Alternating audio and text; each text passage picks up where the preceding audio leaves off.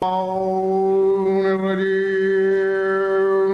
الله الرحمن الرحيم الحمد لله والصلاة على أهلها بعد فقد قال الله تبارك وتعالى في كتابه المجيد وقوله الحق أولم نمكن لهم حرما آمنا يجبى إليه كل الثمرات رزقا من لدنا ولكن أكثرهم لا يعلمون صلوات الله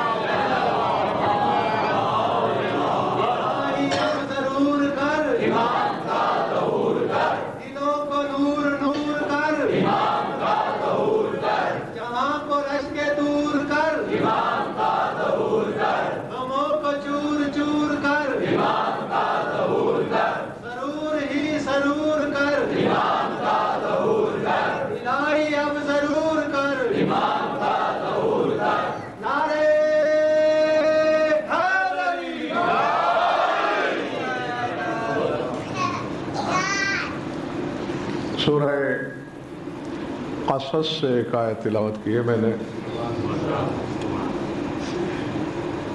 ذات واجب نے اس آیت میں صفت بیان فرمائی ہے کعبے کی. کعبہ کیا ہے؟ گھبراہٹ تو نہیں ہو رہی؟ بادی نظر میں سوچا بھی نہیں جا سکتا کہ اس آیت کا اس اشارے کے عنوان سے تعلق کیا ہے، لیکن جتنا گہرا تعلق ہے وہ آپ کے سامنے آ جائے گا. فرمایا اولم نمکن لہم حرما آمنا یجبی الیہ کل الثمرات رزقا من لدنا وَلَكِنَّ أَكْثَرَهُمْ لَا يَعْلَمُونَ. فرمایا کیا ہم نے لوگوں کے لیے تمکنت نہیں دی اس حرم کو جو امن والا ہے.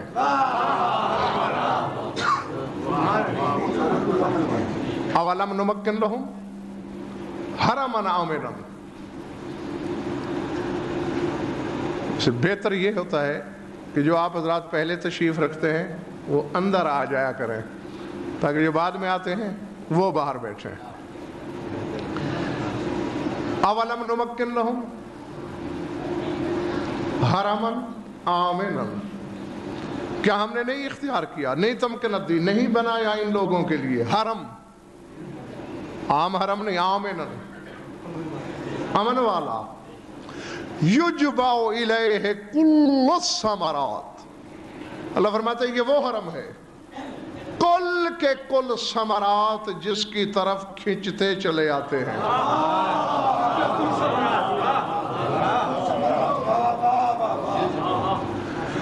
اللہ اکبر. رزقا من لدنا. اور یہ رزق ہے ہمارے لدن سے. ولیکن اکثرہم لا یعلمون. لیکن اکثر لوگوں کو اس بات کا علم نہیں. ظاہر بینوں نے یہاں لفظ ثمرات سے صرف پھل مراد لیے.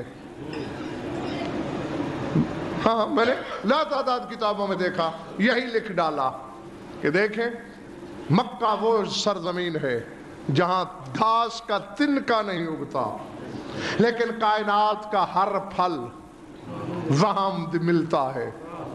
کیوں؟ اللہ نے جو وعدہ کر رکھا ہے کہ کعبہ وہ حرم ہے کہ جس کی طرف دنیا جہان کے پھل کھینچتے چلے آتے ہیں. اور میں یہاں اپنے سامعین کو یہ بتا دینا چاہتا ہوں کہ یہاں ثمرات سے مراد صرف پھل نہیں.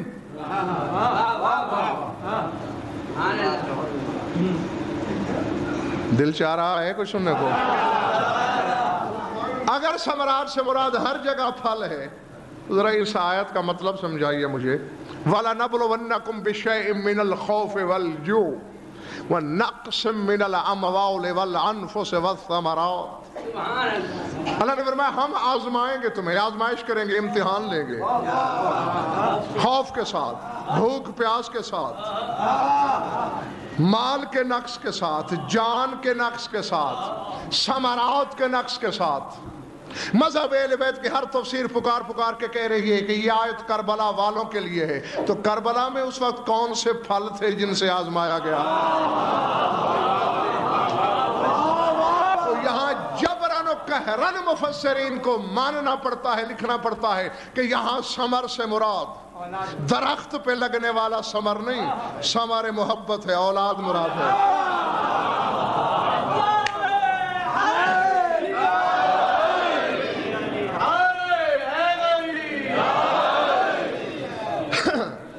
اور اسی لیے اللہ نے یجبا الیہ کل الثمرات کہا.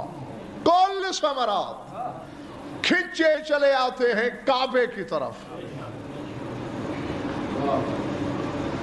کیا رزق، کیا اولاد، یعنی جس شے کو بھی ثمر کہا جا سکتا ہے وہ کھنچتی چلی آتی ہے کعبے کی جانب. اور اسی لیے آگے کہا رزقا من لدنا، یہ رزق ہمارے لدن سے ہے. اور یہ جو کھانے پینے والا روٹی پانی آب و نمک ہے نا، یہ لدن سے نہیں آتا. سر اٹھانا باہر والے بھی. سورہ مومن میں ارشاد فرمایا هو الذی یریکم آیاتہ وینزل من السماء رزقا. وہی تو اللہ ہے جو تمہیں اپنی نشانیاں دکھاتا ہے اور جو تمہارے لیے آسمان سے رزق نازل کرتا ہے. تو یہ رزق تو آسمان سے آتا ہے، اور جس رزق کی اس آیت میں بات ہو رہی ہے وہ لدن الہی سے. اسی طرح سورہ زاریات میں ہے وَفِي السَّمَاءِ رِزْقُكُمْ وَمَا تُوعَدُونَ، تمہارا رزق آسمانوں میں ہے. تو لدن الہی سے جو اتر رہا ہے، اگر وہ کھانے والا رزق ہے تو وہ عام نہیں، کیونکہ جو رزق آسمان سے اترتا ہے اسے مشرک بھی کھا سکتا ہے، کافر بھی، یہودی بھی، مجوسی بھی. لیکن جو رزق کعبے کی طرف کھینچتا ہے وہ ہر ایک کا حصہ نہیں، وہ ہر ایک کا مقدر نہیں، وہ صاحبان ایمان کا. اور ہمارے لدن سے یعنی اولاد سے لے کر شفا تک. کبھی نہیں بتایا آپ کو علماء نے کہ جب کبھی حج پہ جانا ہو، جو ہی کعبے پہ پہلی نظر پڑے، جو منہ سے نکل جائے، جو نکل جائے، دین و دنیا کی جو حاجت نکل جائے منہ سے، واجب ہے خدا پہ پورا کرنا. تو بس اگر میرے سامعین نے یہ بات سمجھ لی کہ کعبہ ہی وہ حقیقت ہے جس کی طرف رزق کھینچتے ہیں، جس کی طرف اولاد کھینچتی ہے، جس کی طرف شفا، جس کی طرف حاجتیں، تو پھر اگلا جملہ سنو اور لکھو صحیفہ دل پہ. کعبہ ظرف ہے، امامت مظروف ہے.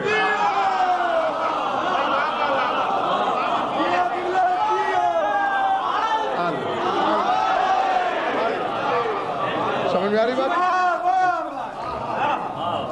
کعبہ صدف ہے، امامت گوہر ہے.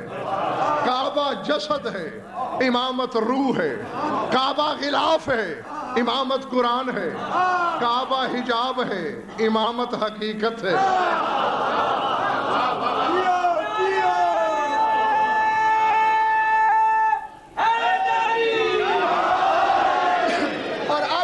کوئی سمجھنے سے رہ گیا ہو، کعبہ ارادہ ہے الفت، امامت مشیت ہے.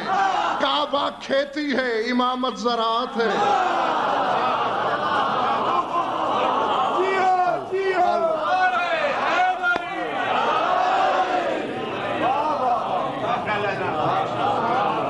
سمجھ میں آ گئی بات دوستو؟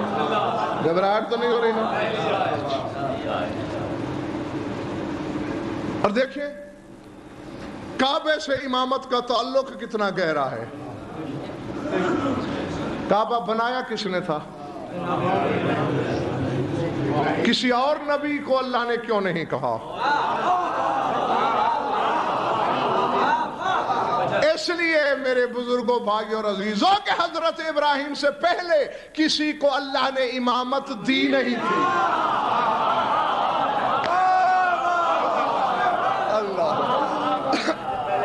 انی جاعلک للناس اماما، یہ چونکہ پہلا امام تھا انسانوں کا، کہا کعبہ بنا.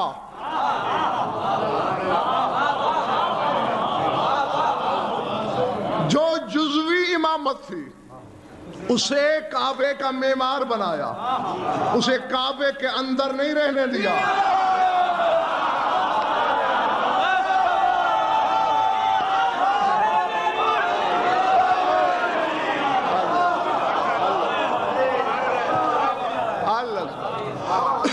جزوی امام سے کعبہ بسم اللہ تعمیر کروایا، کلی امامت کو کعبے میں نازل کیا.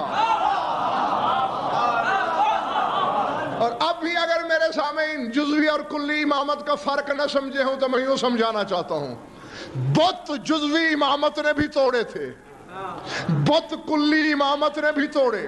فرق دیکھا؟ جب جزوی امام ابراہیم نے توڑے پلٹ کے آگے.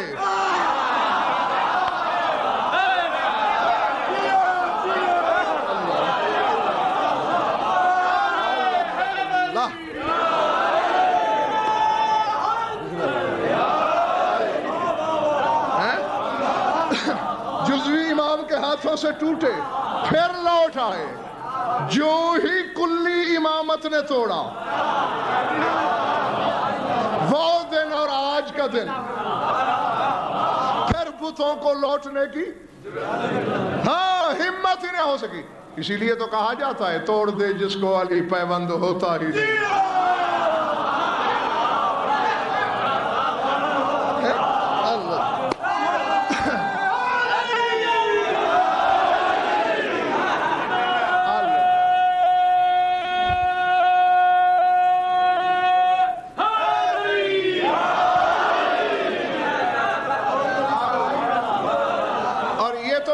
سامعین کو بتا چکا ہوں پہلے بھی کہ جو چیز وجود میں پہلے ہوتی ہے ظہور میں آخر ہوتی ہے. کہنے کو دنیا یہ کہتی ہے کہ علی کو اللہ نے کعبے میں اتارا، لیکن غضنفر یوں نہیں کہا کرتا. غضنفر یوں کہتا ہے کہ اللہ نے 13 رجب کی شب کعبے کی کھیتی میں تخم امامت بویا.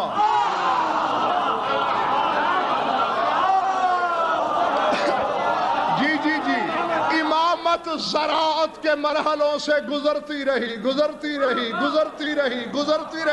کیونکہ عام درخت تھا نہیں. یہ شجرہ ولایت تھا جسے بار بار ہونے میں صدیوں درکار تھے. بس اب وہ شجرہ پکنے کے قریب ہے. جب پک جائے گا پھر کعبے کی چھت پہ وہی نظر آئے گا جو بویا گیا.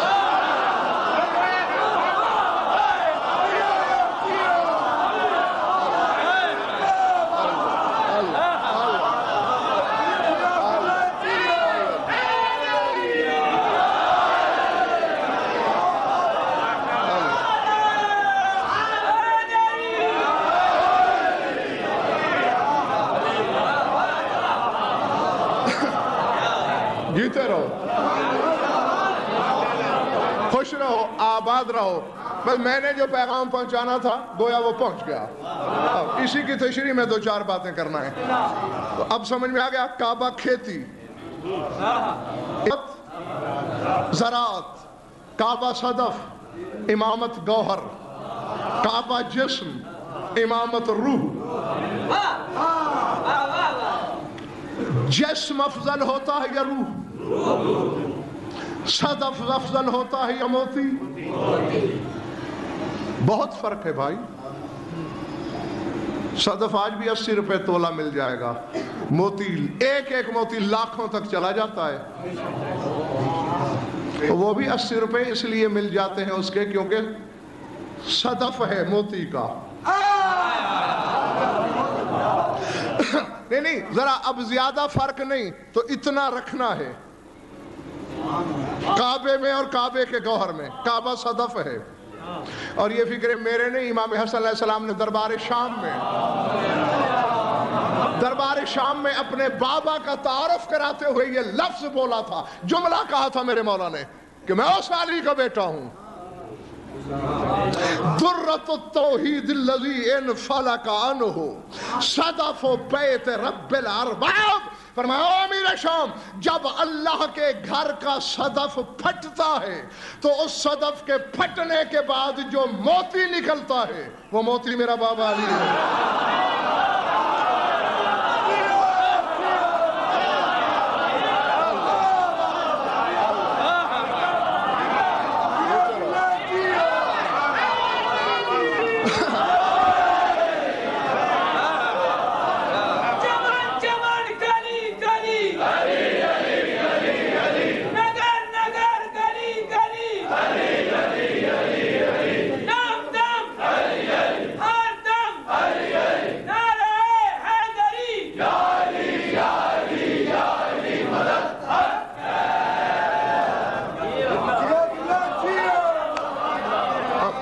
تم سے راضی ہوں، اب اللہ کرے میرا مولا تم سے راضی ہو جائے. میری دعا ہے، دل سے چاہتا ہوں کہ تم میں سے ہر شخص پہ مولا راضی ہو. اب صدف ہے 80 روپے کا مثال میں، اور موتی ہے ہزاروں کا، لاکھوں کا. ہونا چاہیے اتنا فرق. اور یہ قیمت اس لیے ہے کہ اس میں پلا ہے موتی، اسی میں بڑھا ہے موتی. کعبہ صدف ہے، امامت گوہر ہے. کعبہ سیپ ہے، امامت موتی ہے. سیپ کی قیمت تو تم نے یہ لگائی کہ جب بھی عبادت کرتے ہو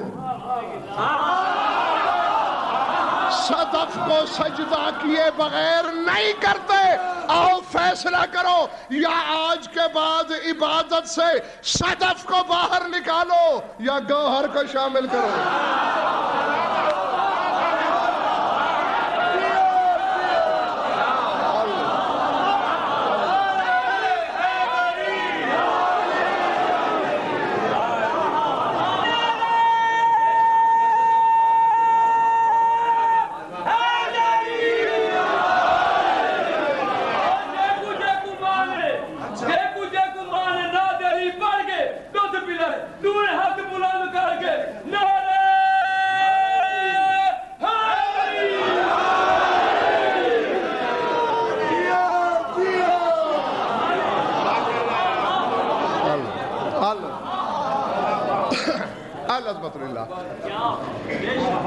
کعبہ جسم، امام جیتے رہو.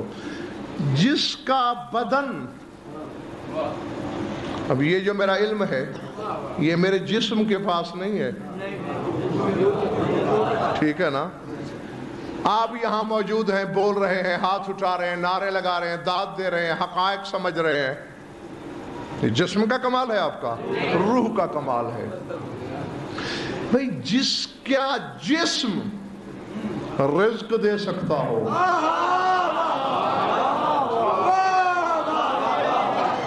آغاز میں نے یہی آیت پڑھی تھی نا.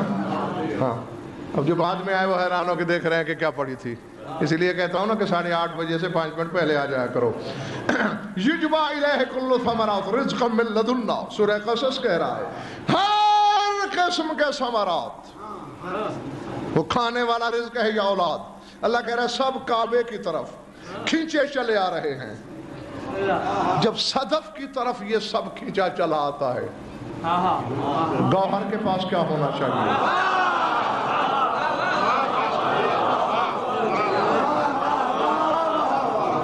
اچھا ایک آیت پڑھوں، پڑھ دوں؟ سب جا رہے ہیں. سورہ مائدہ، صدف کی قیمت بتا رہا ہوں، اپنی زبانی نہیں جو میں اپنی طرف سے کہوں سے دیوار پہ دے مارو. اللہ جو کہہ رہا ہے، قرآن جو کہہ رہا ہے کہ صدف کی قیمت کیا ہے. سورہ مائدہ، جعل اللہ الکعبۃ البیت الحرام قیاما للناس والشہر الحرام والہدی والقلائد اللہ فرماتا ہے یہ جو عزت والا گھر کعبہ ہے، یہ جو بیت الحرام کعبہ ہے، یہ جو احترام والا بیت کعبہ ہے،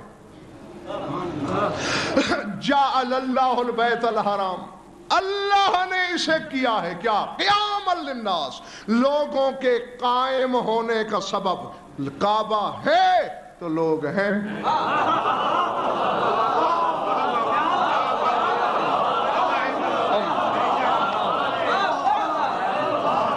سمجھ میں آ رہی ہے بات یا نہیں؟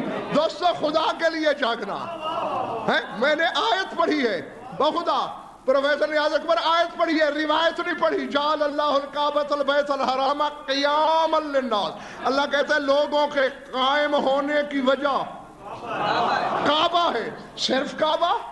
والشہر الحرام، حرمت والا مہینہ ہے ماہ رمضان۔ ماہ رمضان ہے تو لوگ ہیں، یہ نہ ہوتا لوگ نہ ہوتے۔ جاگنا قرآن میرے مشوروں سے نہیں بنا۔ والہدیہ، اور قربانی والے جانور، یہ ہیں تو لوگ ہیں، یہ جانور نہ ہوتے تو لوگ بھی نہ ہوتے۔ والقلائد، اور منت والے پٹے دار جانور۔ روایت عرب کا کہ جو جانور منت کا ہوتا تھا اس کے گلے میں پٹا ڈال دیتے تھے اور اس کا نام رکھتے تھے قلائد۔ اللہ فرما رہا ہے یہ پٹے والے منت والے جانور ہیں تو لوگ ہیں۔ مجھے نہیں پتا کہ میں زندوں سے خطاب کر رہا ہوں یا سوئے ہوں سے، قائم کو ماننے والوں سے یا سوچنے والوں سے۔ جو سوچنے والا ہے وہ گھر جائے، جو ماننے والا ہے وہ میری طرف دیکھے۔ پڑھی میں نے آیت ہے سورہ مائدہ میں، ترجمے میں خیانت ہو میری زبان چھری سے کاٹو، ورنہ سر اٹھا کے میری آنکھوں میں آنکھیں ڈال کے بات کا جواب دے دو۔ پالنے والے چلو کعبے کو تو نے ہمارے قیام کا سبب بنایا تھا، ہماری بقا کا ذریعہ تھا، تیرا گھر تھا، چلو ماہ رمضان کو بھی ہم نے برداشت کر لیا، یہ جانور کہاں سے آ گئے؟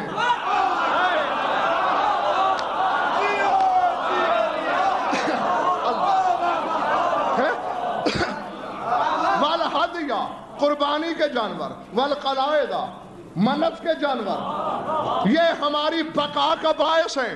آواز قدرت آتی ہے ہزیان نہ بک، ان جانوروں کا تعلق میری حجت کی یادگار سے ہے۔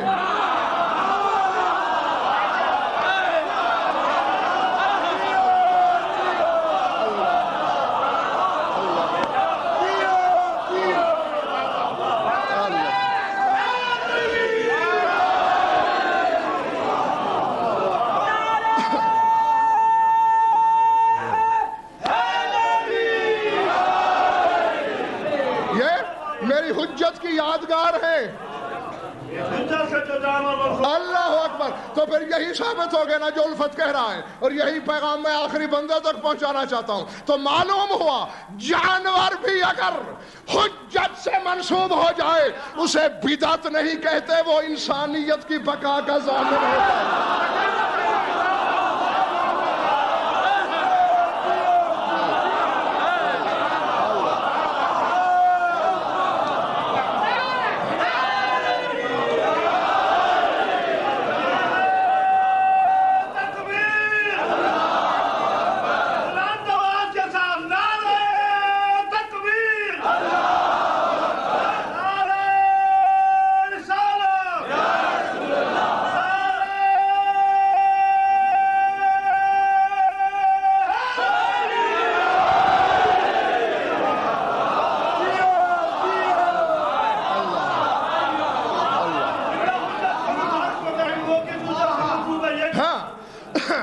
وہی بتانے لگا ہوں۔ جی اب دیکھیے گا، یہ جانور ہماری بقا کا باعث۔ قربانی کے جانور نہ ہوتے ہم نہ ہوتے، ماہ سیام نہ ہوتا ہم نہ ہوتے، کعبہ نہ ہوتا ہم نہ ہوتے۔ سمجھ میں آ رہی بات یا نہیں؟ اور ان قربانی کے جانوروں کا تعلق اسماعیل سے ہے، ابراہیم سے ہے، جزوی امام سے۔ میں نے کوٹھی بنوائی، مستری سے بنوائی، مالک میں ہوں کوٹھی کا۔ مستری افضل ہے یا میں؟ کہو گے تیرا دماغ خراب ہو رہا ہے، وہ بنانے والا معمار ہے، تو گھر کا مالک ہے۔ اور یہی میں بتانے لگا ہوں، ابراہیم معمار ہے، علی مالک ہے۔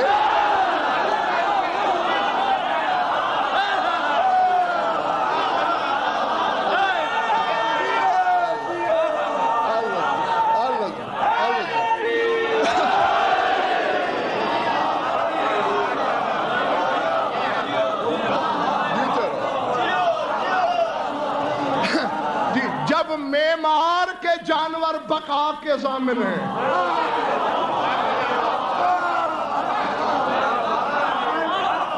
مالک کے جانور کیا ہونے چاہیے؟ اور دیکھو میں جو مسجد میں ہوں پتہ ہے کیوں ہوں؟ میں تضارب جنسی کے لفظوں کا آپس میں جو میل ہے، ربط ہے، مجھے وہ نشہ دے رہا ہے۔ آیت تھی کیا؟ جعل اللہ الکعبۃ البیت الحرام قیاما، کعبہ قیام ہے، جس کا ذکر کر رہا ہوں وہ قائم ہے۔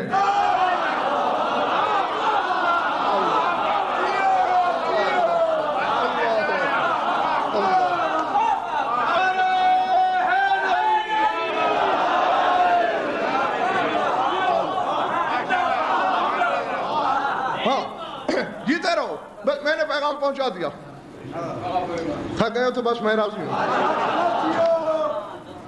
ایک اور آیت پڑھ دوں، اسی سورہ مائدہ میں ہے، بلکہ بالکل آغاز ہے، ارشاد صاحب شروع ہو رہا ہے سورہ، یعنی دوسری آیت ہے سورہ مائدہ کی، دوسری آیت۔ فرمایا یا ایھا الذین آمنوا، کہے ایمان والوں سے رہا ہے،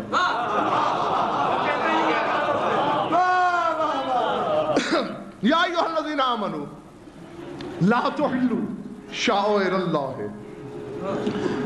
ولا الہدی ولا القلائد۔ لفظ یاد ہے پہلی آیت کے؟ وہی آ رہے ہیں۔ لا تحلوا شعائر اللہ ولا الہدی ولا القلائد ولا آمین البیت الحرام۔ خبردار ہے ایمان والو، اللہ کے شعائر کی توہین نہ کرنا، شاعر اللہ کی توہین نہ کرنا، نہیں کریں گے۔ فرمایا ولا الہدی، قربانی والے جانوروں کی بھی توہین نہ کرنا، نہیں کریں گے۔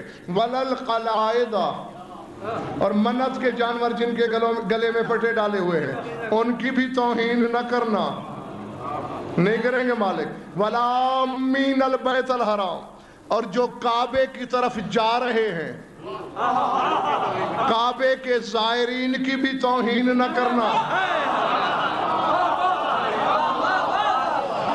نہیں اب تھک گئے ہو تو بات دوسری ہے، جو صدف کی طرف چل کے جائے اس کی توہین گناہ ہے، اور جو گوہر کی طرف جائے۔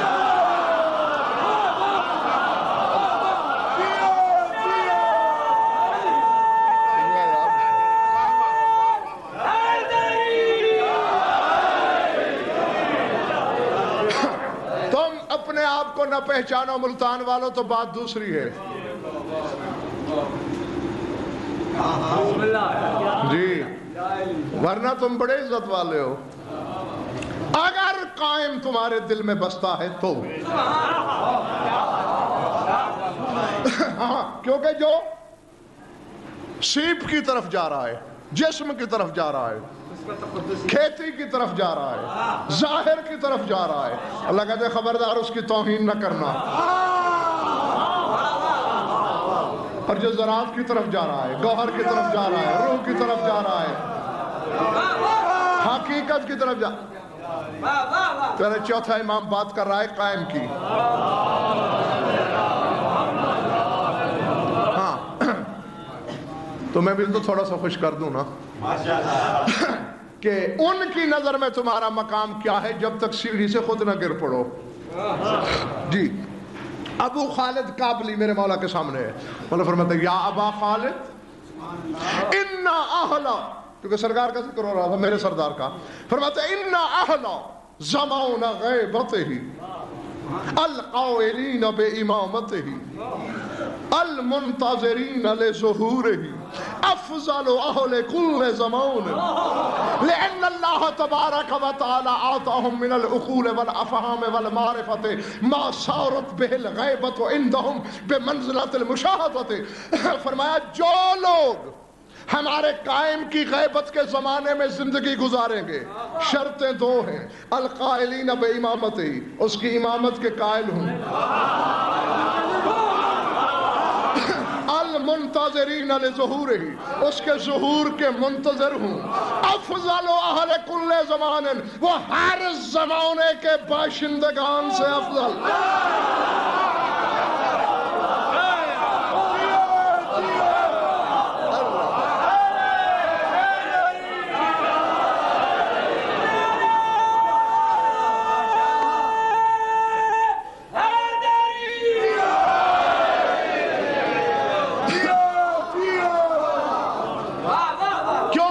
अफजल क्यों? ये तो अलामत थी ना, इमामत के कायल हूँ, उसके ज़ुहूर के शादबाश मुंतज़र हूँ। अफजल अहले कुल्ले ज़मानिन, फरमा हर ज़माने वाले से कहीं अफजल। मौला क्यों क्यों क्यों? ये छोटी बात नहीं, और हुज्जत की ज़बान से, और हुज्जत भी वो जिसका नाम अली है, उस हुज्जत की ज़बान से निकले हैं ये जुमले, हर ज़माने वाले से अफजल हैं। क्यों?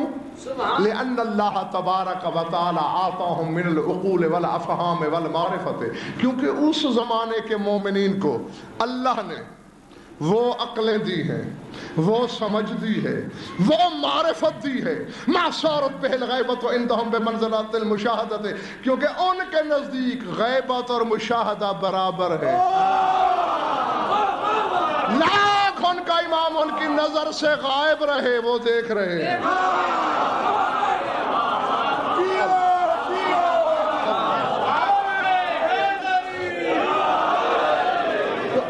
कैसे रहे हैं? देख कैसे रहे हैं? इस वक्त देख रहे हो इमाम को? नहीं। मैं देख रहा हूं।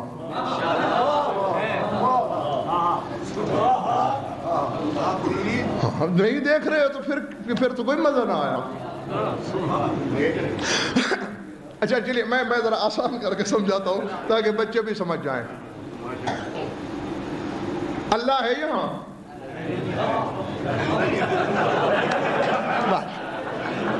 क्या बात। अब नियाज अकबर सुन रहे हो? ये नहीं मान रहे अल्लाह को, यहाँ गाली मैं हूं।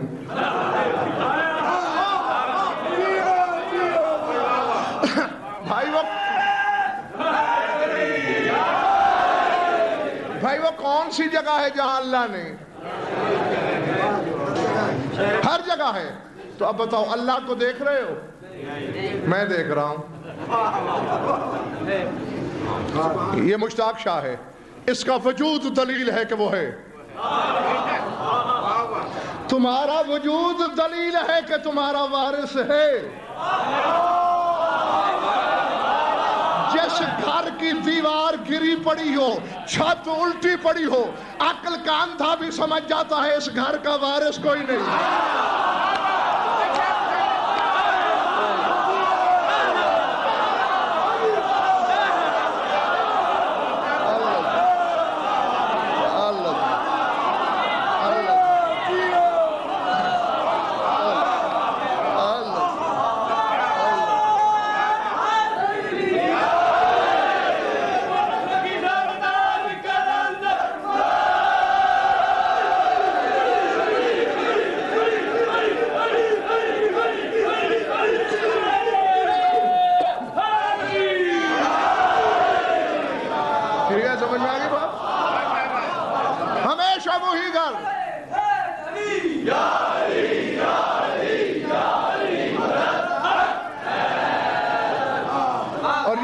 मेरे सरदार ने अपनी कलम पाक से लिखा था, इन्ना नूहीतु इल्मम बिअंबाइकुम वला याज़ुबु अन्ना शैउम मिन अखबारिकुम। हम सुनी सुनाई खबरें नहीं, तुम पर इहाता रखते हैं। जैसे किसी की मुट्ठी में कोई चीज हो, ये कायनात हमारे लिए ऐसी है। जैसे तुम एक मरले के सहन को देखते हो, हम कायनात को ऐसे देखते हैं, जमीन और आसमान समेत तुम हमारी निगाहों के पहरे में हो। इल्ला व नज़ल बिकुमुल्लाह वस्सलमकुमुल आदा, अगर हम एक लम्हे के लिए आयशी और तुमसे निगाहें हटा लेते तो हमारे दुश्मन तुम्हें मिटा न देते।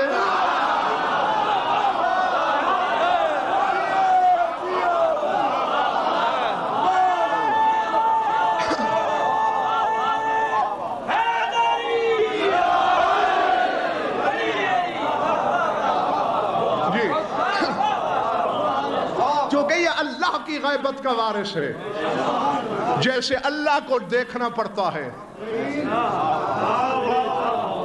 مخلوق کے ذریعے، اس کو بھی ایسے دیکھنا پڑتا ہے موالی کے ذریعے۔ جی مومنین کے چہرے پڑھنے کی عادت ڈالو۔ جب یہ کتاب تمہیں پڑھنا آ گئی پھر امام غائب نہیں ہوگا۔ میرے خیال ہے بس اب تم تھک گئے ہو، ہے نا؟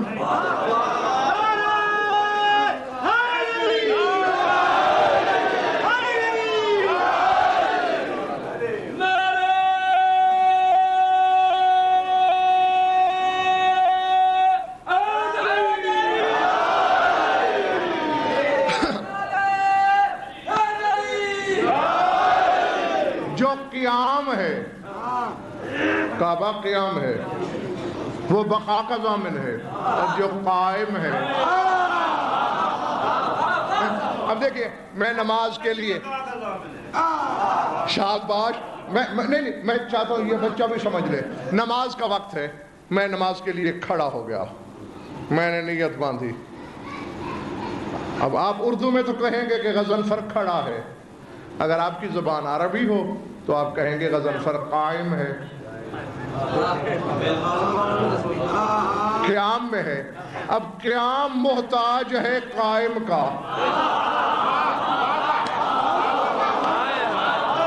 میری مرضی، میں جتنی جلدی قیام چھوڑ دوں گا وہ نہیں رہے گا، جتنا طویل کروں گا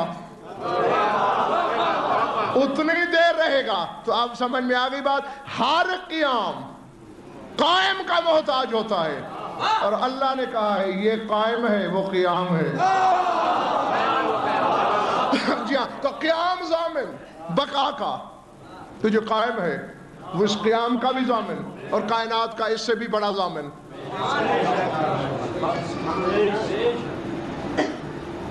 ایک اور نام بھی ہے اس صدف کا، بتاتا چلوں، سورہ حج۔ کون سا سورہ؟ حج۔ اللہ تعلیم دے رہا ہے مناسک حج کی، یہ کرنا ہے وہ کرنا ہے، وہ میں سارے نہیں دہرانا چاہتا، آخر میں پہنچ گیا، فرمایا ثم لیقضوا تفثهم ولیوفوا نذورهم ولیطوفوا بالبیت العتیق۔ پھر امن اعظم پر چکر کیا ہے، چونکہ میں تھوڑے علم کا بندہ ہوں، دماغ لڑانا، یعنی یہ شاہ جی سارے مناسک بتا چکا ہے، سائی ہو چکی ہے، وہ جو دوڑتے ہو دوڑ چکے ہو، کنکریاں مار چکے ہو، طواف کر چکے ہو، تلبیہ پڑھ چکے ہو، بیتوتے کر چکے ہو، احرام احلال کی منزل سے گزر چکے ہو، اس کے بعد کہہ رہا ہے ثم لیقضوا تفثهم، پھر اپنی میل کچیل دور کر دو۔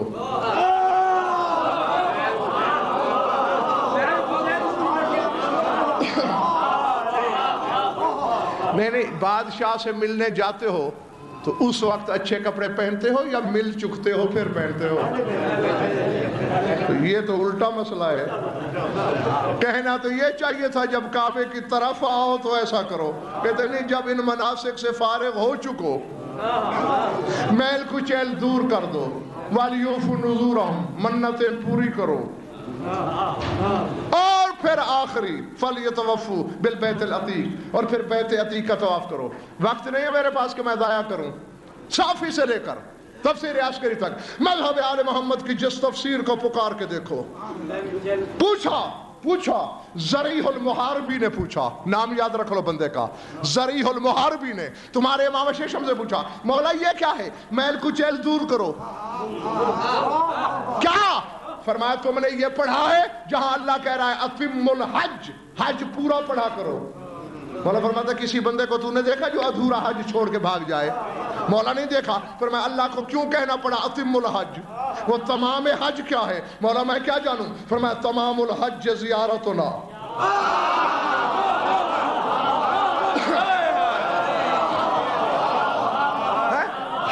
تمام کرنا ہماری زیارت ہے، اور اللہ کہنا یہ چاہتا ہے جب کعبے سے فارغ ہو چکو پھر محل کچیل دور کر کے امام کی زیارت کرو، پھر شکر کا طواف کرو۔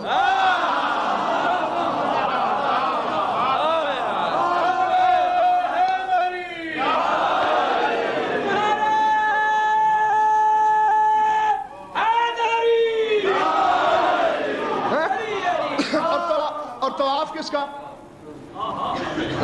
تھک نہ گیا تو میں 2-3 منٹ اور لے لوں؟ چونکہ بات سامنے آ گئی، نہ آتی تو پھر تو ٹھیک تھا، اب آ گئی ہے تو امام کا یعنی حجت کا پتہ رشتہ کیا ہے کعبے سے؟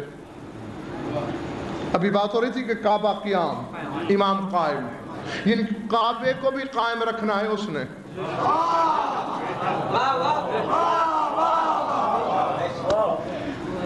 317 ہجری میں،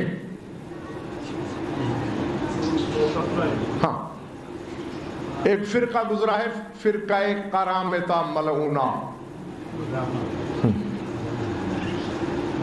ان کے ملعون ہونے میں اور کیا شک ہو سکتا ہے کہ انہوں نے کعبے پہ حملہ کیا تھا اور حجر اسود اکھاڑ کے لے گئے تھے۔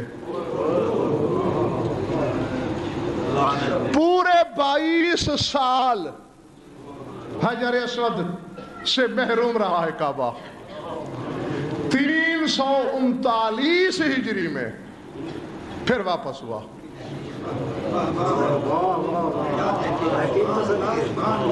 اور میں آپ کی خاموشی کے بھی صدقے،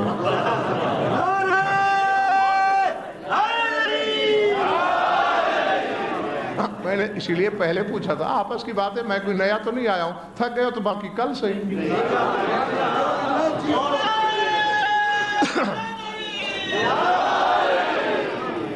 کس ہجری میں واپس ہوا؟ شاید بات 339 میں۔ اللہ 256 میں تیرا امام قرب الہی کو چھوڑ کے دنیا میں آیا تھا، تیرا امام۔ 339 کا یہ واقعہ ہے، تھوڑے عرصے بعد کا واقعہ ہے۔ محمد ابن قول رضوان اللہ علیہ کا زمانہ تھا۔ یہ جس جلیل القدر ہستی کا میں نے نام لیا ہے، یہ شیخ مفید علیہ رحمہ، جن کے نام توقیعیں آئی تھی مولا کی تحریریں، یہ شیخ مفید کے استاد ہیں، ان کا زمانہ تھا۔ اصل میں اس واقعے سے پہلے 2 دفعہ پہلے بھی حجر اسود نصب ہوا ہے۔ ایک دفعہ عہد رسالت میں، مگر ابھی اعلان نبوت نہیں ہوا تھا، بلکہ اعلان نبوت سے بھی 5 سال پہلے کا واقعہ ہے۔ قریش نے کعبہ دوبارہ تعمیر کیا، خستہ ہو چکا تھا، تعمیر کی، تعمیر جدید۔ اب ہر قبیلہ لڑ رہا تھا کہ حجر اسود کون نصب کرے۔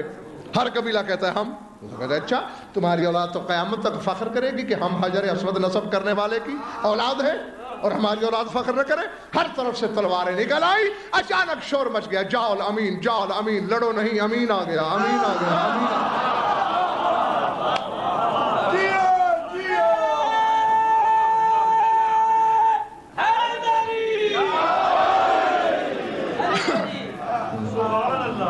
ویسے الفت اب یہ نعرہ دلیل ہے کہ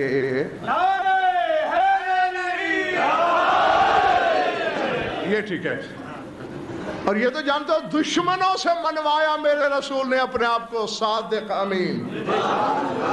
میرا رسول آ رہا تھا، جوانی ہے رسول کی، 35 برس اس وقت عمر طیبہ ہے رسول کی، 35 برس کی جوانی۔ آ گیا، امین سے فیصلہ کرائیں، فرمایا سوچ لو، میں جو فیصلہ کروں قبول ہوگا تمہیں؟ تو امین ہے، تو صادق ہے، بزرگ تیرا احترام کرتے ہیں، کون کس کی جرت ہے کہ تیرے فیصلے، کیونکہ ابھی تک نہیں کہا تھا نا کہ میں نبی ہوں۔ کس کی مجال ہے کہ شرع منہ انحراف کرے؟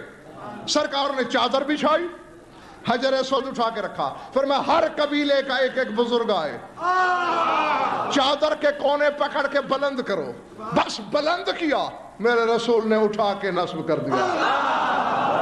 اسی دن سے ہر صاحب عرفان آنکھ نے سمجھ لیا کہ جب بھی حجر اسود دیوار کعبہ سے جدا ہوگا نصب حجت کے ہاتھوں سے ہوگا.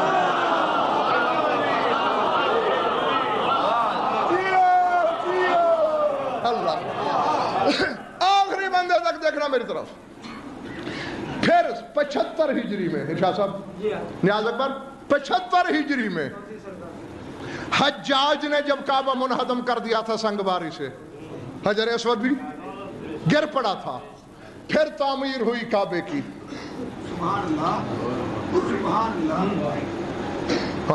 وقت نہیں کہ میں تفصیل میں جاؤں. نہیں ہو سکا کسی کے ہاتھ سے نصب، میرے چوتھے امام نے کیا، کیونکہ کعبہ جانتا ہے کہ میں صدف ہوں.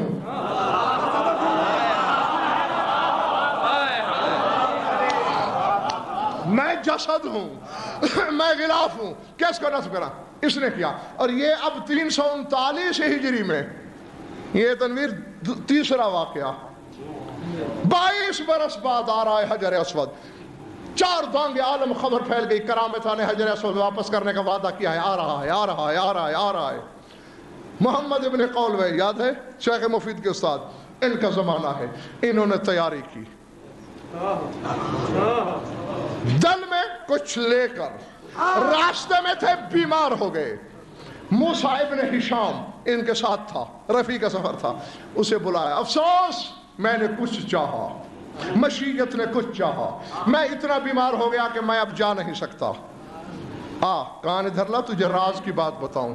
طے ہے حجر اسود سوائے حجت کے کسی کے ہاتھوں لگ سکتا ہی نہیں.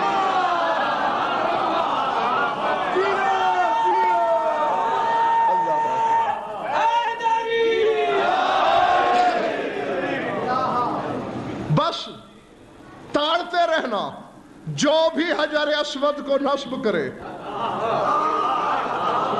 اسے میرا خط دینا، میری نیابت میں قدم چومنا اور پوچھ لینا کہ مولا، ابن قولوہ پوچھ رہا ہے کہ میں اس بیماری میں مر جاؤں گا یا ابھی کچھ زندگی باقی ہے میری. موسیٰ ابن ہشام کہتا ہے میں چل پڑا. جب میں غفیر ہے خلائق کا اتہام، میں نے کعبے کے مجاوروں کو کچھ پیسے دیے. یہ پیسے لے لو، مجھے اس دیوار کے ساتھ جگہ بنا کے دو جہاں حجر اسود کی جگہ ہے. مجھے جگہ مل گئی، میں چھوڑ دیا. میں نے واقعہ بڑا لمبا ہے. کہتا میں دیکھ رہا ہوں، کبھی کوئی قبیلے والا آتا ہے، کبھی کوئی عالم آتا ہے، کبھی کوئی کعبے کا مجاور آتا ہے، کبھی کوئی حاجب آتا ہے، کبھی بنو شیبہ والے آتے ہیں، اٹھا کے لگاتے ہیں اور حجر اسود پھر گر پڑتا ہے. پھر لگاتے ہیں، پھر گر پڑتا ہے، پھر لگاتے ہیں، پھر گر پڑتا ہے، پھر لگاتے ہیں، پھر گر پڑتا ہے. جب درجنوں دفعہ ایسا ہوا، سب نے کہا بھائی ہم ہار گئے. ایسا کرو، چادر میں اٹھاؤ، اسے بلند کرو، شاید آج کے دور کا کوئی محمد آ جائے.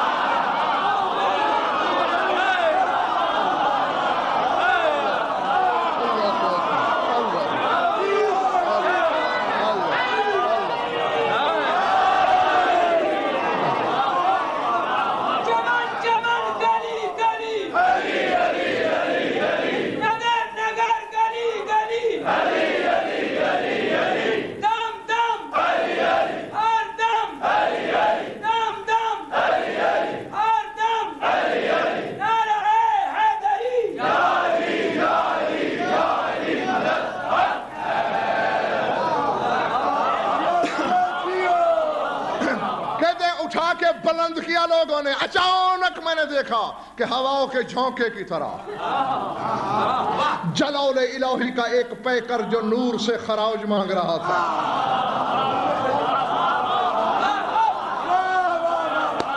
وہ ظاہر ہوا، اس نے چادر سے حجر اسود کو اٹھایا، نصب کر دیا.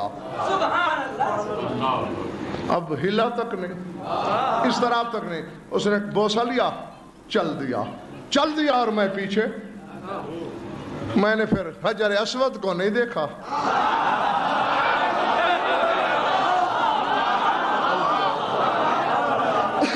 یہ اس کو کہتے ہیں ایمان. ہم جیسا کوئی ہوتا تو اسے چمتا چاٹتا رہتا. جی ابن قولوہ جیسے عالم ربانی کا انتخاب تھا. کہتے میں پیچھے.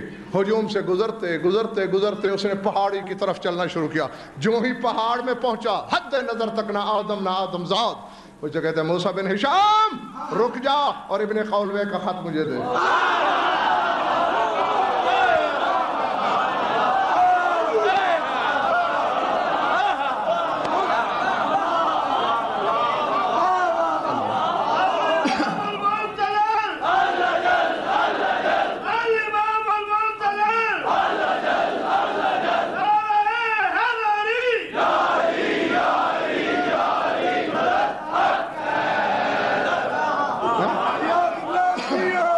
باہر والے تھکے تو نہیں ہو؟ اچھا پڑھ لوں 2-3 گھنٹے اور.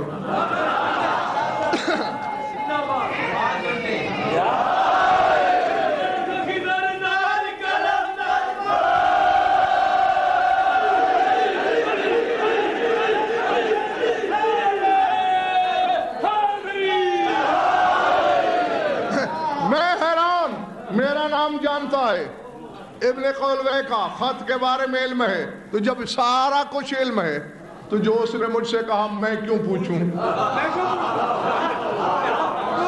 کہتے میں دل میں سوچ رہا تھا, وہ مسکرا دیا اور مسکرا کے کہنا ابن خولوے سے میرا سلام کہنا اور کہنا اتنا بیمار ہو جائے گا تو کہ تمام ڈاکٹر حکیم لا علاج کر دیں گے تجھے, اعلان کر دینا کہ میری حجت نے 30 سال مجھے زندگی اور دے دی.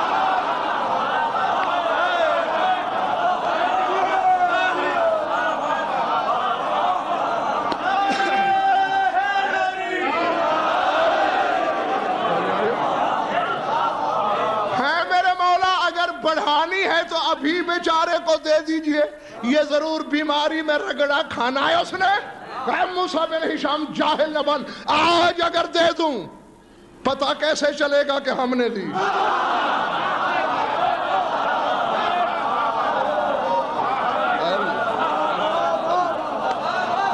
یہ تو جب حیات اس سے منہ موڑ لے گی, جب اطباء عاجز آ جائیں گے, جب طبیب جواب دے دیں گے, پھر ہماری عطا کا پتہ چلے گا. ہاں بہرحال یہ تو میں نے ایک جملہ معترضہ کے طور پر کہا کہ یہ رشتہ ہے کعبے سے حجت کا. نام کیا لیا تھا اللہ نے؟ اب تم نے خود کہا ہے کہ ہم نہیں تھکے. ہاں یہاں اب اتنے دروازے کھلے ہوئے ہیں میرے سامنے.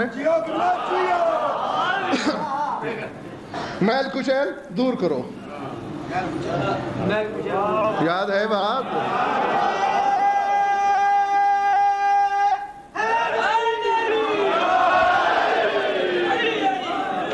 کس سے ملنے کے لیے دور کرو؟ شاباش. اب امام سے ملاقات کے بعد الفت آگے پھر یہ کہہ رہے وَلْيُوفُوا نُذُورَهُمْ, اپنی نظریں اپنی منتیں بھی ادا کرو. میرے اللہ ہمیں تو بتایا گیا ہے کہ منت ماننا ہی شرک ہے. اور تو کہہ رہا ہے کہ امام کے پاس جاؤ تو منتیں ادا کرو. وَلْيَطَوَفُوا بِالْبَيْتِ الْعَتِيقِ, اور پھر بیت عتیق کا طواف کرو. الطاف کیا معنی ہے بیت العتیق کا؟ 3 معنی ہو سکتے ہیں. عتیق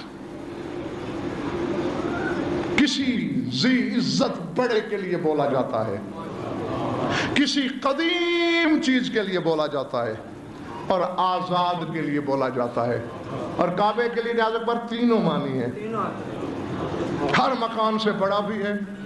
ان اول بیت وضع للناس, جو کہ زمین پر پہلا بیت یہی ہے, قدیم بھی ہے. اور آزاد کیوں ہے؟ اس کی 2 توجیہیں ہیں, دونوں معصوموں سے ہیں, دونوں حق ہیں. جاگنا خدا کے لیے. اب میرا دل چاہتا ہے میں اڑ جاؤں, لیکن اڑوں گا نہیں کیونکہ اکیلے رہ جاؤ گے, اس لیے مجبور ہوں بیٹھنے پر. 2 توجیہیں مختلف مقامات اور معصوموں نے بتائیں.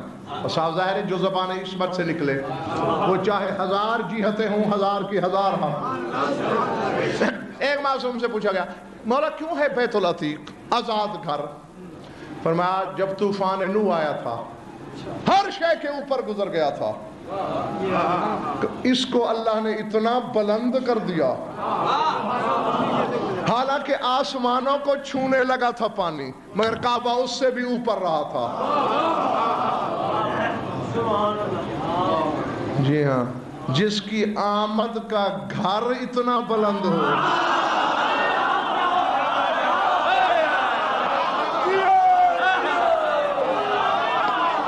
اللہ اللہ، تو علی کو کیا ہو، علی کو کیا ہونا چاہیے دوار ہے اتنا بلند۔ اور اس دن سے ہو گیا بیت العتیق، آزاد گھر کہ جسے پانی نے ڈبویا نہیں۔ اور سرکار باقر نے فرمایا، آپ سے پوچھا گیا مولا آزاد گھر کیوں ہے؟ اور یہی چیز خدا کی قسم مجھے مجبور کر رہی ہے کہ اڑ جا۔ مولا نے فرمایا اس لیے بیت العتیق ہے اس کا نام، آزاد گھر، کہ یہ مخلوق میں سے کسی کی ملکیت نہیں۔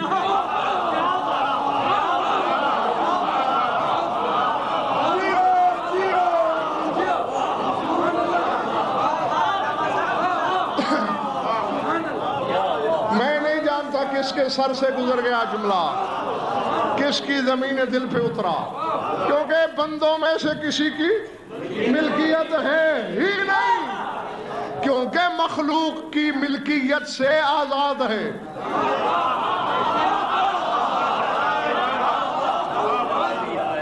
کوئی اللہ کے سوا اس کا سرپرست نہیں، کوئی اللہ کے سوا اس کا مالک نہیں۔ اس لیے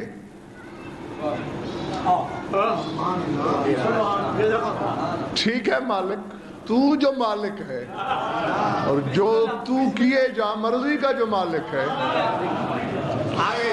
اب میں ذرا قرآن کو ٹٹول نہ لوں،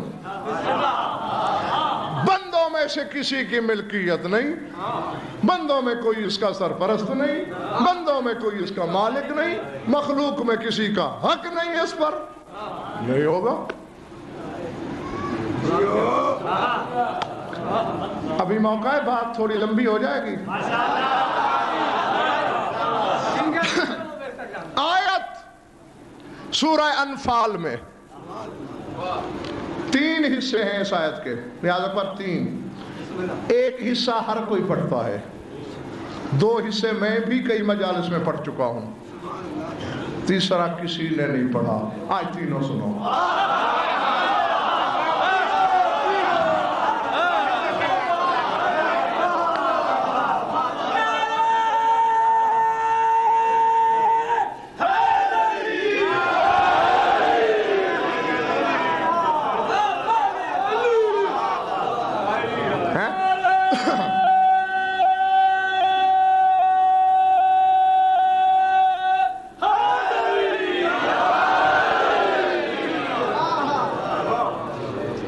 بندوں نے اٹھنا شروع کر دیا، اس لیے باقی کل۔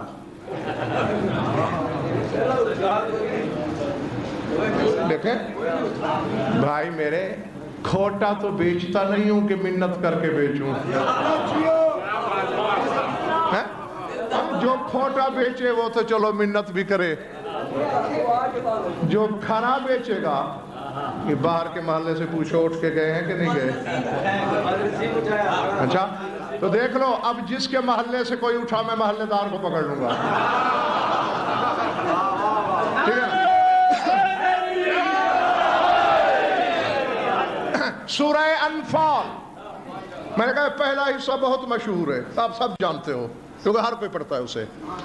دوسرا حصہ کوئی پڑھتا ہے اور میں آپ کے سامنے کئی دفعہ پڑھ چکا ہوں، تیسرا کوئی نہیں پڑھتا۔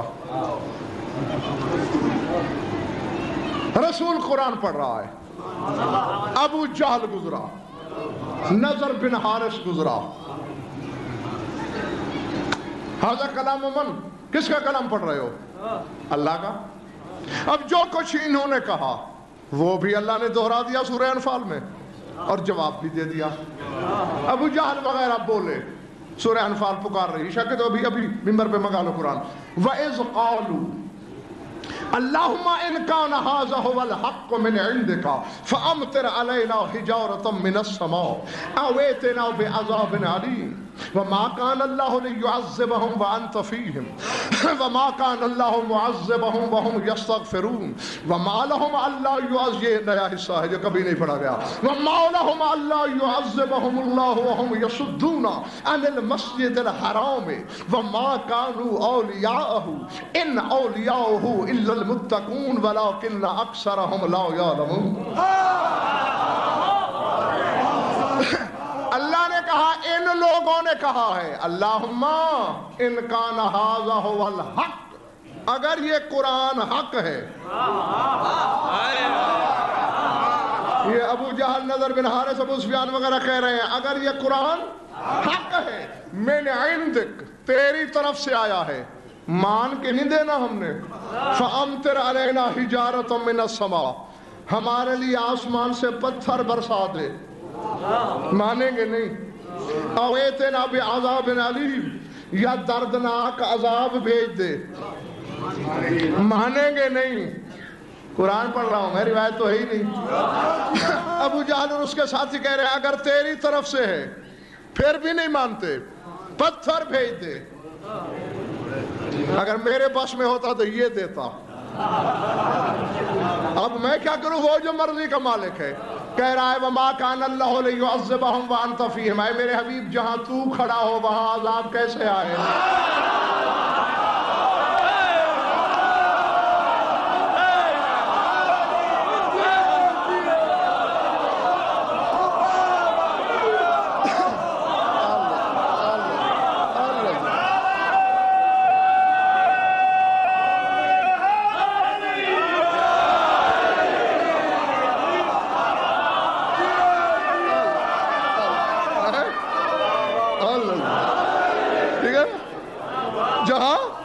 جہاں تو موجود ہو، چونکہ تو رحمت للعالمین ہے، میں نہیں بھیج سکتا۔ داد تو دے رہے ہو، میرا ساتھ بھی دو گے؟ آؤ میرا ساتھ دو، جمہوریت کا زمانہ ہے، ذرا ووٹ بڑھ جائیں ہمارے۔ اے اللہ میاں، آج تیرے کلام کی توہین ہو رہی ہے، قرآن کی، جھیٹ ہو کے حرام زادہ کہہ رہا ہے چاہے تیرا کلام بھی ہے، پتھر بھیج، مانوں گا نہیں۔ تو نے عذر بنا لیا، جہاں تو ہو وہاں عذاب کیسے بھیجوں؟ اسی طرح حارث بن نعمان فہری نے کہا اللہم ان کان ھذا ھو الحق من عندک فامطر علینا حجارۃ من السماء، اگر علی کی ولایت تیری طرف سے آئی ہے مانوں گا نہیں، پتھر بھیج۔ آج بہانہ کیوں نہیں بنایا، مار کیوں دیا؟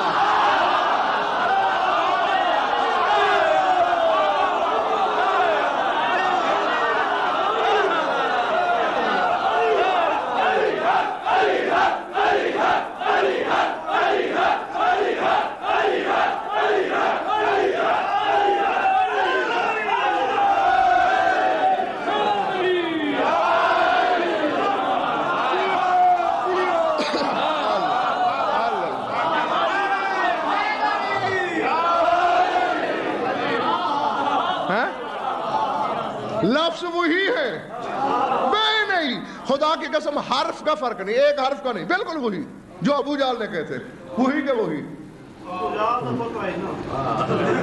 وہاں کہتا ہے ما کان اللہ لیعذبہم وانت فیہم، جہاں تو ہو وہاں عذاب نہیں آتا، اور آگے کہتا ہے وما کان اللہ معذبہم وہم یستغفرون، اور جو لوگ استغفار پڑھ رہے ہوں گے وہاں بھی میں عذاب نہیں بھیجتا۔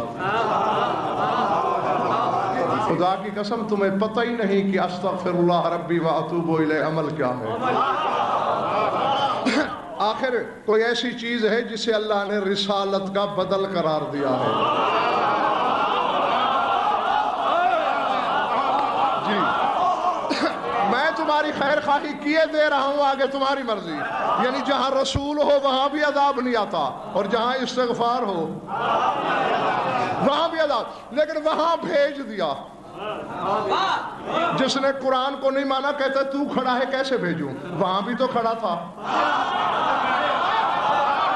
قانون توڑ کے بھیجا۔ جب قرآن اور علی میں اتنا فرق ہے،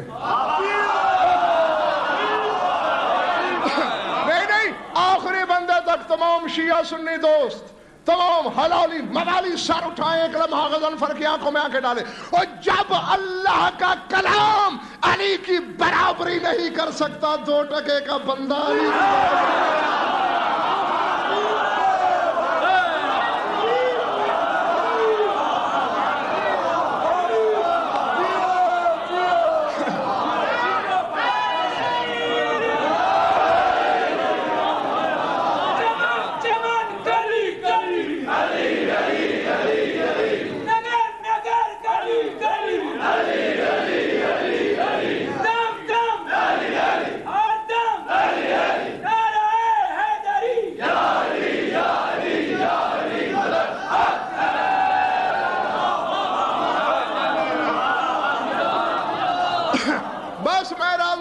سے بس ختم کر رہا ہوں جلدی، بس 2-2.5 گھنٹے کے بعد. کیا کہہ رہا ہے؟ جہاں تو ہو وہاں عذاب نہیں آتا، جو استغفار پڑھ رہے ہو وہاں عذاب نہیں آتا. ذرا دیکھنا، ذرا دیکھنا. اللہ اکبر. فرماتے ہیں وَمَا لَهُمْ أَلَّا يُعَذِّبَهُمُ اللَّهُ، اور کس چیز نے روکا ہے مجھے، کیوں نہ عذاب کروں میں. ان کا گناہ تھوڑا ہے. وَهُمْ يَصُدُّونَ عَنِ الْمَسْجِدِ الْحَرَامِ، یہ کعبے سے روکتے ہیں لوگوں کو. یہ کعبے تک نہیں جانے دیتے لوگوں کو.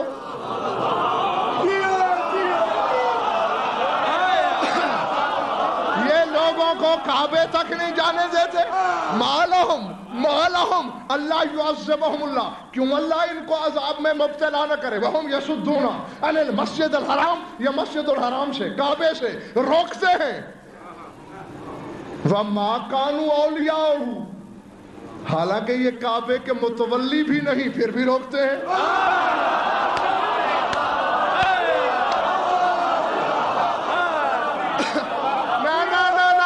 اب ایمان سے آدھے سے زیادہ مجمع رہ گیا ہے، تو آیت کیا رہی ہے؟ چلو متولی ہوتے پھر تو روکتے. ما کانوا اولیاءہ، یہ کعبے کے متولی بھی نہیں، پھر کیوں روکتے ہیں؟ ان آیت ہے، سورہ انفال ہے، میرے مشورے سے نہیں بنی. ان اولیاءہ الا المتقون، اللہ فرماتے ہیں کعبے کے متولی تو متقین ہیں.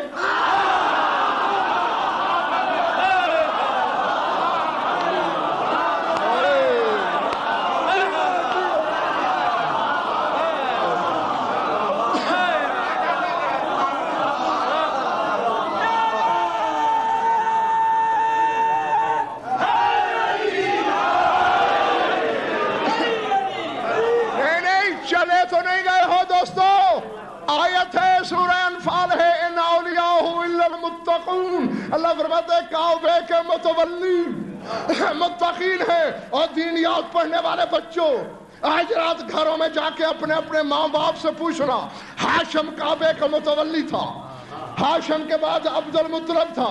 ماں باپ سے پوچھنا عبد المطلب کے بعد کعبے کا متولی کون تھا.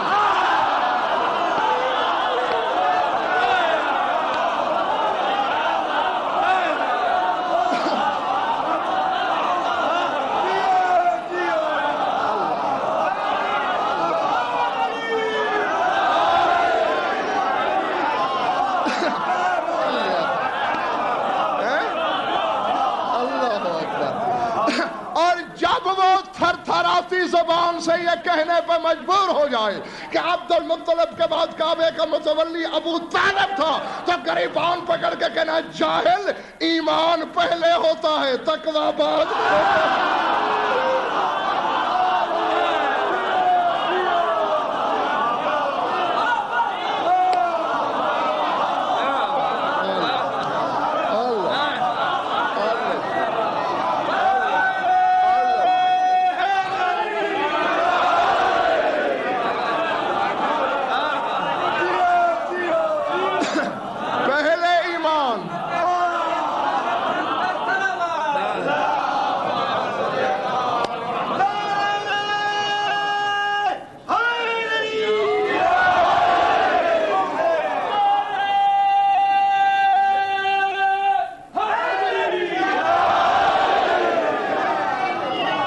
ایمان کو ڈھونڈتا پھرتا ہے.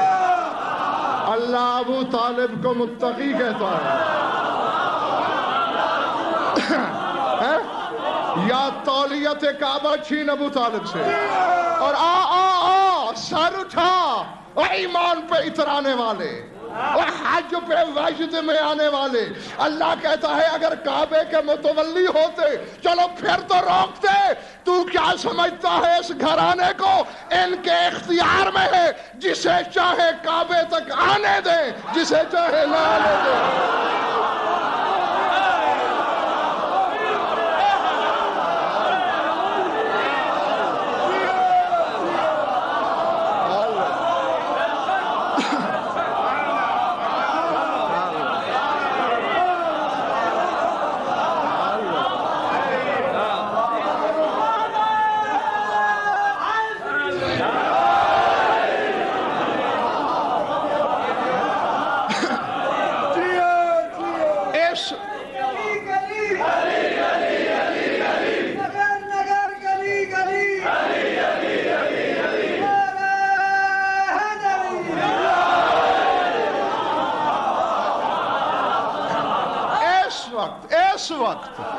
اس وقت کعبے کا متولی میرا امام ہے.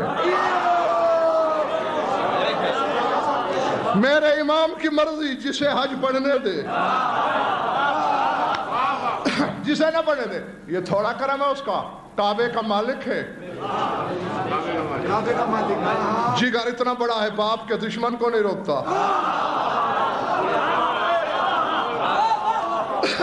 یہ گھروں میں سوچنا, گھر اللہ کا مالک یہ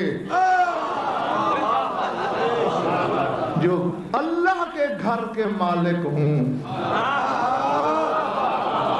میں میرے گھر میں جو کچھ پڑا ہے, میں اگر کسی سے کہہ دوں کہ آج سے اس گھر کا مالک تو اندر جو بھی ہے اس کا ہے نا. تو مجھے کل ذرا فہرست بنا کے دینا کہ اللہ کے گھر میں کیا ہے اور کیا نہیں. کیونکہ جو چیز اللہ کے گھر میں ہوگی وہ میں ان سے مانگ لوں گا, اور جو اللہ کے گھر میں نہیں ہوگی وہ جس سے تم کو ہوگی اس سے مانگ لوں گا. جی بھی سب کچھ ہے اللہ کے گھر میں, جو تم جانتے ہو وہ بھی, اور جسے آدم نہیں جانتا وہ بھی. یہ تو جب ظہور فرمائے گا تو پھر بتائے گا نا کہ اس کی ملکیت کے. میں خدا کی قسم وہ کچھ عالم خفا سے نکل کر منصہ ظہور پہ آئے گا کہ جسے دیکھ کے حیران ہو جاؤ گے. تو آج ہم نے سبق کیا سیکھا؟ کعبہ صدف ہے, اس کے خصائص ہم نے قرآن کی آیتوں میں دیکھے. یہ گوہر ہے, کعبہ ملکیت ہے, یہ مالک ہے. ملکیت کا سجدہ جائز,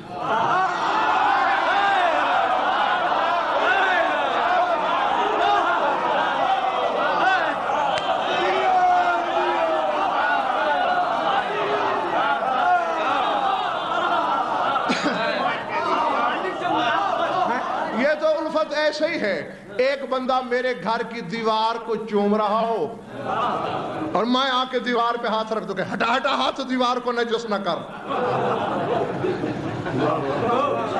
کہو گے نہیں الو کا بٹھا, پاگل کا بچہ ہے کوئی. وہ اس کے گھر کو چوم رہا ہے, گھر کے مالک کو کہتا ہے کہ تو ہاتھ نہ رکھ, دیوار پلید ہو جائے گی. تو ایمان سے تم وہی کچھ کر رہے ہو, ملکیت کو سجدہ کر رہے ہو اور مالک کو نماز میں نہیں آنے دے رہے.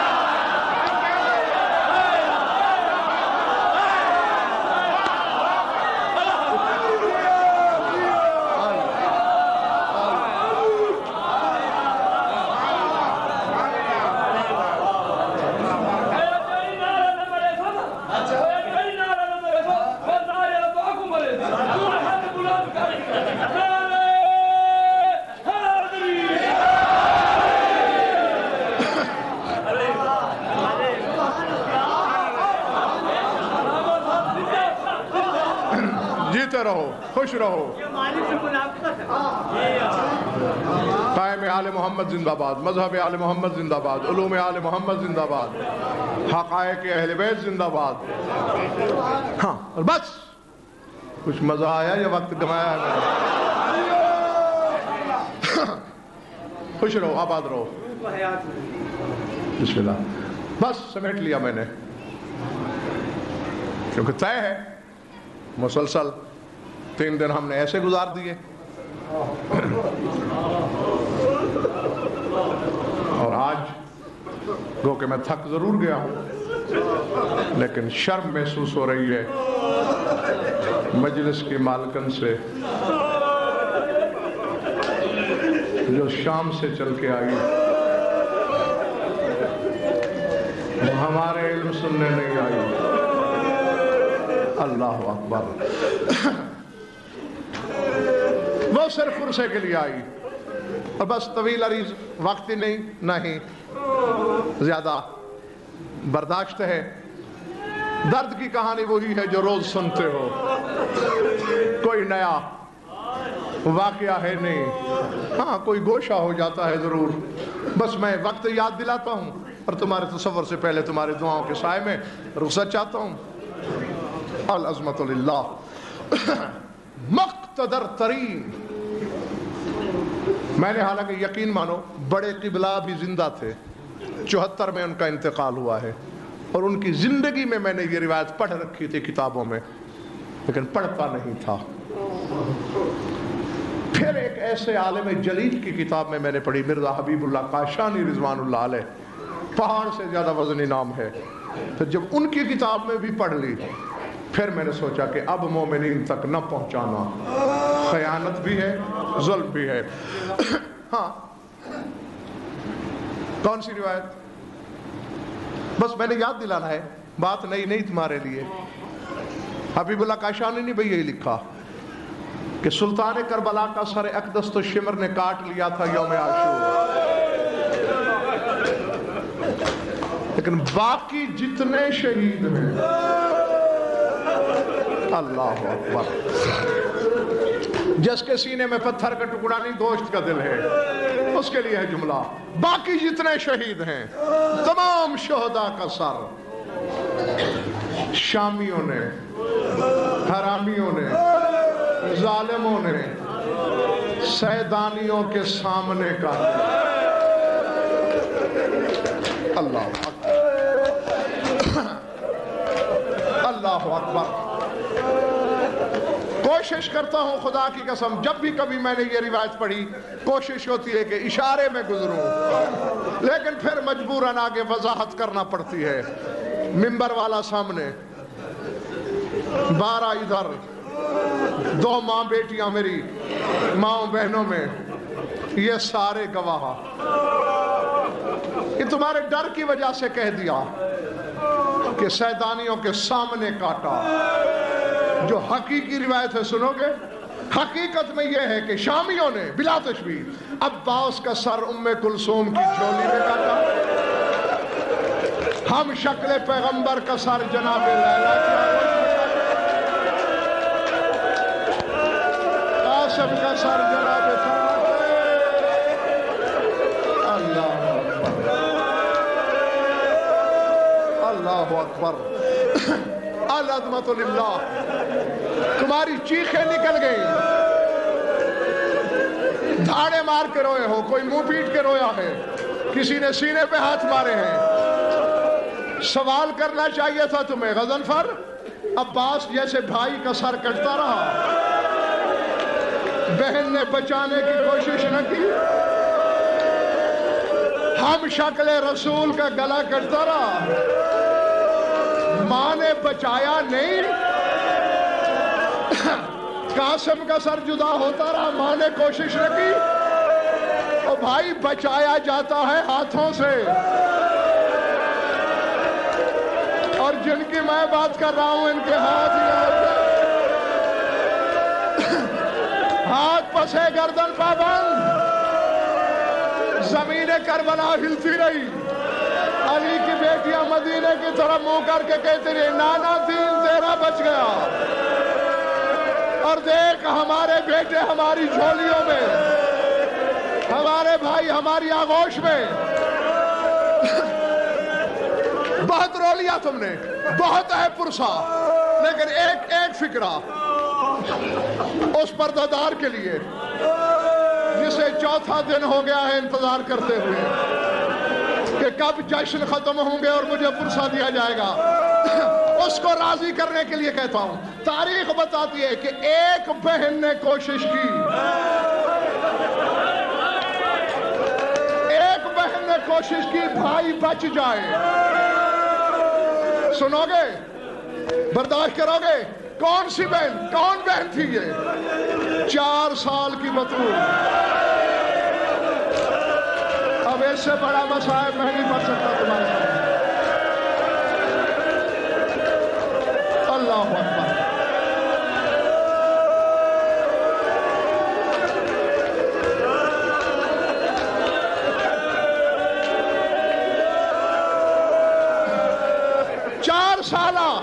بطول نے کوشش کی۔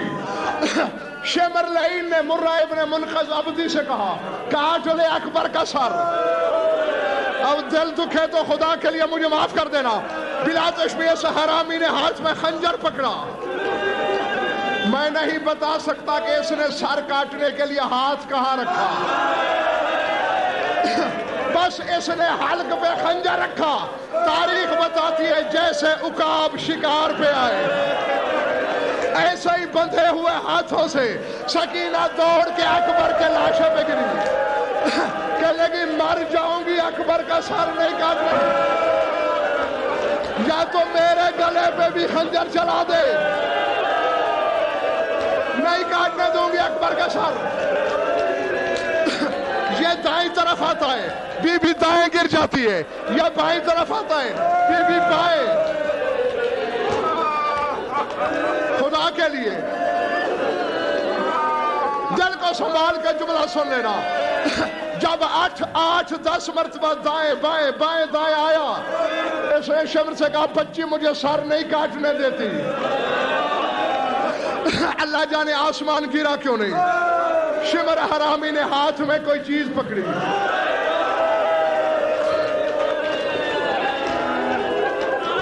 بس میں اشارہ ہی کر سکتا ہوں۔ لاشے کے پاس آ کے میں یہی کہتا رہا چھوڑ دے لاشا، چھوڑ دے لاشا، چھوڑ دے لاشا، چھوڑ دے اکبر۔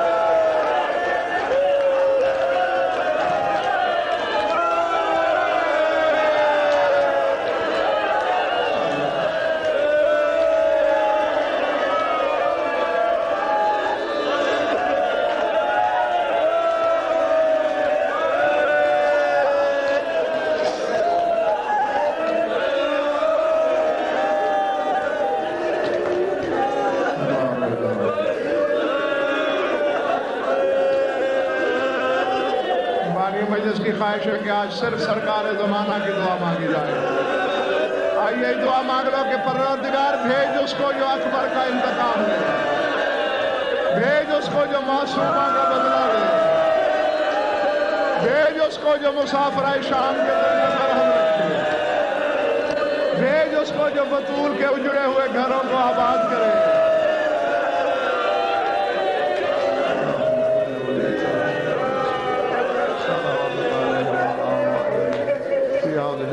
وفي كل ساعة ولي محافظ وقائد وناصر ودليل وعينا حتى تسكنه أرضك طولا وتمكن فيها طويلا يا رب محمد وآل محمد أجل فرج آل محمد ربنا تقبل منا إنك أنت السميع العليم بجاه محمد وآل بيته الطيبين.